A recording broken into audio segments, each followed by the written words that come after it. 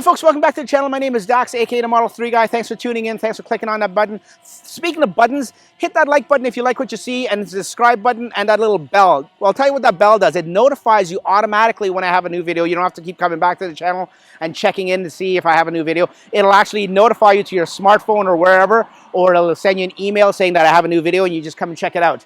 In today's video, we've got Back to Basics Volume 2. Now, I figured I better do a Volume 2 because Volume 1 was very successful, and a lot of people are picking up their Model 3s, especially now with the Standard Range Plus coming out and selling so good. And rumor has it, the right-hand drive Model 3s are coming out soon too, folks. Rumor is that maybe even this week. So all the countries like Australia and the UK, they've been waiting for their right-hand drive Model 3s for probably over 3 years now. Your Model 3 is coming soon, so if you've been on the fence or you haven't ordered it yet because you couldn't order it now. And I figured this Volume 2 will come in handy for you guys, and you'll be able to check it out, and it'll be good for you. Speaking of people that are on the fence, if you're on the fence, this is probably the best time to order a Model 3, folks, because Tesla just upgraded their referral program for supercharging yesterday. So from April 28th all the way to May 28th, exactly 1 month, you get 500% more supercharging mileage. So instead of 1,000 miles, you're now going to get 5,000 miles. And instead of 1,500 kilometers, if you're in a country with kilometers, you're now going to get 7,500 kilometers of supercharging.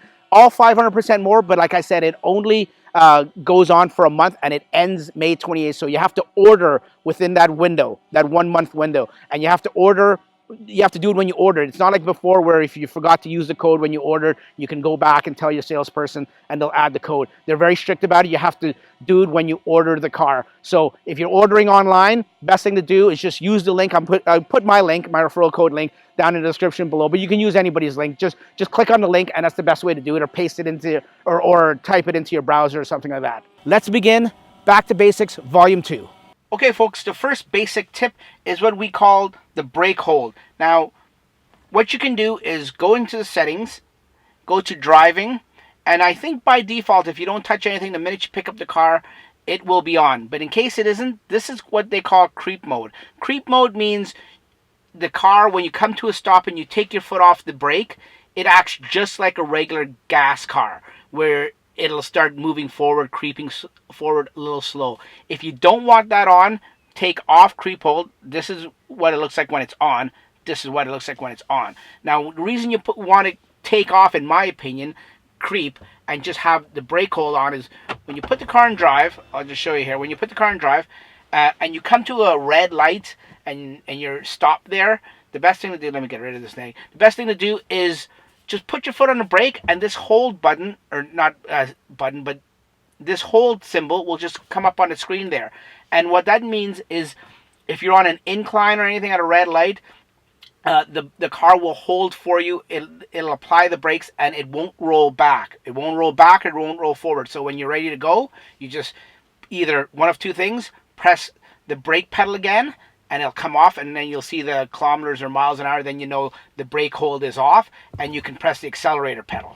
And it's that simple. So to apply it when you come up to a red light, or you come to a stop somewhere and you want to apply brake hold, you'll just be going normally. You'll come to a stop, and then you just press your foot on the brake a little bit harder, or press it a second time, and you'll notice on the screen that it will come on. That's how you know it's on. That's how you apply it. And it's a very good feature that's very unique to EVs, if not Tesla in itself, I believe. So that is your first tip, brake hold. Now the second tip, folks, is the button layout in this car. There's not that many buttons, but the few buttons they are in this car, let's go through them. Now the important buttons is right in front of you. These are called the scroll wheel buttons. On the left-hand side here, you've got a scroll wheel button that goes up and down, and then left and right. And there's little arrows on the left and right indicating which direction they go in. Now, these are basically for the stereo system, the audio system. For volume up, you go up, and for volume down, you go down. You can see it adjusting here as you go on the screen, up and down. Left and right changes the channel. If you're on radio, or your presets or your favorites, goes left and right in the list. That's what those are for. On the right-hand side, this is for your autopilot. If you're an autopilot and you want to adjust your speed, you press it up, you scroll it up, and then if you want it, you scroll down. And if you wanted to go in increments of 5, up or down, you go a fast flick up or a fast flick down. And then left and right denotes the the distance, the following distance when you're in autopilot. You can go all the way to 7, or you can go to the right and go all the way to 1. Like I said in one of my other pro tips, a happy medium is like 4 or 5 in my opinion. So that's what that's for.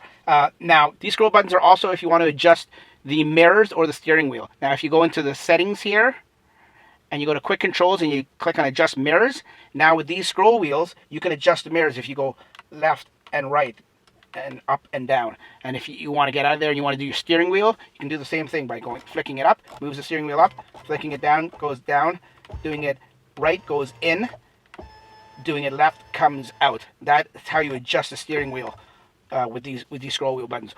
One more function with these scroll wheels is if you ever need to do a soft reboot or a hard reboot of the MCU, the computer system, if you hold both buttons in simultaneously, like that, for I think 5 to 10 seconds, the screen will reboot. And as you saw there, what I forgot to mention is on the left-hand side of this scroll wheel too, is if you click it in, if you push it in, it brings up the voice commands, so you can tell the car where to navigate to, or if you have a bug report or something. That's the other function of the left scroll wheel button when you press it in.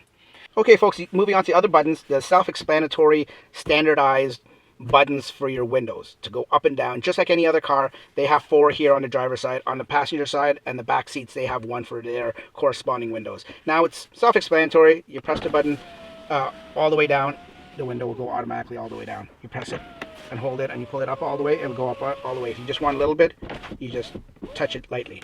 That's the window buttons. Pretty self-explanatory. This, once again, in volume 1 was self-explanatory. This is the door button. This is how you get in and out of the car. Well, not really in the car, this is how you get out of the car. Moving on, let's see what other buttons we have here. Moving up to here, you have 2 lights here, folks. You have 2 in the front here and 2 in the back. These actual lights are actual buttons. These lights are actual buttons. You press it in, it'll actually go on. You press it again, it'll go off. Right in the middle of these buttons is the only other button that I know that is in this car, which is your emergency flashers or your hazard button. It's located at the top here. You click it, the screen will start flashing your 4 ways. You click it again, and it'll turn off. Also, in the nighttime, this is illuminated red, and when you turn it on, it flashes. Forgot to mention, folks, one more button. The button to adjust the seat belts. You press it in here, it goes up or it goes down as you hold it in. Up, down. That's the only other button I know in this car. Anything else you need to adjust is done here on screen. There's no other buttons other than the ones I mentioned. Everything else is done on this screen here. That is the beauty with Tesla. Okay, folks, moving on to the next tip. This car, just like any other electric car, but it does it in a different way, has regenerative braking. Now, the regenerative braking on a Tesla is a lot stronger than any other EV. And if you go into the settings, there is somewhere where you can adjust the regenerative braking. If you go to the driving tab, regenerative braking, it default is standard. You can go into low. I've never gone into low. Some people say they use low in the wintertime when it's snowy, and when they're coming to a stop, they don't like standard because they find that it slips. I went through a whole winter with snow, folks. I didn't find it slipped at all. Anyways, I keep it on standard. When I come to a stop, I'm in park now, but I'll show it to you. When I come to a stop, this progress bar here becomes green. From when you're driving and you're applying and you're using energy and you're applying the accelerator, it's black and the line goes to the right. But when you take your foot off the accelerator before you even press the brake, you'll notice that line will turn green and start to go in the left direction there. That is regenerative braking working. That means you're not using the brakes because your foot isn't on the brake. It's a little getting used to. It's one pedal driving. It's a little getting used to. So you don't put your foot on the brake right away. Use the electric motor of the battery to slow you down, because what it'll do is it'll slow you down and it will add energy back into the battery pack. That's the beauty with electric vehicles. There's no waste in applying brakes with the heat and the friction and the pads. That's why most EVs, and especially Teslas, their brake system hardly ever needs replacing. Before this Tesla, I had a Kia Soul EV. I had close to 70,000 kilometers on it, and it was 3 years old. And when I took it back, the brakes were in perfect condition. Maybe 20% or 30%. The service guys at the dealership said the brakes were in perfect condition. There's been many noted instances where Tesla owners have gone 100, 150, 200,000 kilometers or miles, and they don't need a brake job, and they don't need to replace their brakes. That's how good it is. Like I said, it is a little getting used to. You have to, especially coming from a from a gas car, if this is your first electric car, tendency is when you take your foot off the accelerator is to press the brake when you're coming up to somewhere where you need to stop. But like I said, a little getting used to it. As soon as you take your foot off the accelerator, the car starts slowing down. And after a while, you get used to it and you can judge it of when you can take your foot off the accelerator and when it'll come to a stop. And if you do it right and you get used to it and you time it and you time everything right, you can come to almost a complete stop just using regen braking, and then just the last 5 kilometers or 10 kilometers an hour, you apply the actual brakes, and then it brings you to a full stop. And if you keep doing that and you're used to it, you're going to save your brakes, and you'll probably, for the life of this car, you might never need to change your brakes. Folks, another important tip is how to close the frunk. You got to be able to do it properly. There's a diagram I'll throw up on the screen here and show you. This is the emblem of the car, the Tesla logo, the emblem. It's right in the center. You don't want to use this to close it, and you don't want to close it on the edges here. There's right on the side of the logo here is where you want to press down. Once the lid is closed, because what we don't want to do, we don't want to slam it. We don't want to drop it. We don't want to slam it. We want to gently place it down, and then with our 2 hands, preferably 2 hands. It's hard to do with one, and I wouldn't suggest doing it with one. 2 hands on either side of the logo. You press down.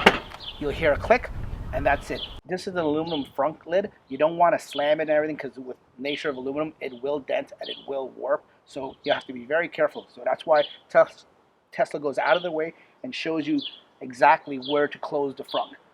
Opening it up is normal and everything like that, but to close it, your 2 hands on either side of the logo, and you press down firmly. Okay, folks, and the last tip is charging. Charging is very important, and the people at the dealership, or it's not a dealership, but the salespeople might not have shown you how to charge properly. There's numerous ways to open this charge port. On screen, on the app, if you have a Tesla charging cable, the little button, not even button, it's like a round circle, that if you press that, that opens it up. Or you can just tap the charge port door and it opens it up. That's one way. That's all the different ways of opening up. Now, when you take this, it's pretty self-explanatory. It'll only fit in one way. You just plug it in. The light will go blue and a flash, and it's talking and handshaking with the car and the charger, and then it'll go green. Once you see a green flashing symbol there, that means it's charging. That means everything's working good. If you see yellow or orange or red, that means there's an error. Go to your main screen and check out what the error is, because it'll give an error code, or not even a code, it'll actually tell you what the error is, and then contact your service center if that's the problem. Now, while that's charging, if you, like I said, if you got to unplug it for any reason and you've got one of these Tesla chargers, you just press the button. It's not, like I said, it's a button, but it doesn't look like a button. It's just a black circle. So you just press it. This will go blue, then it'll go light blue, and when it goes light blue, that's your 1 to 2 second window to pull this out. If you wait, it'll go back blue and it'll start charging again. It'll go back green. So when you press the button, it goes light blue, then you unplug it. It's that easy. And then the charge port door will close on its own, or you can do it on the app or do it on the screen. Or another trick, if you want to close it right away, if you just gently take your hand and you put it down like this, it closes by itself. So those are the many ways to open and close the charge port door and to charge.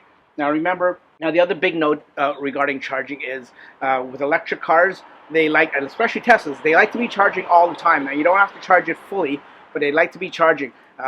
What I subscribe to is a system called ABC, always be charging. Now as long as you can remember that, always be charging. And that's it, folks. That's all the tips. We're going to do a volume 3 coming up soon, but that's another 5 basic tips that you need to get started with your new Tesla Model 3. Okay, thanks for watching. That's all I got today. We'll see you on the next one. Bye-bye.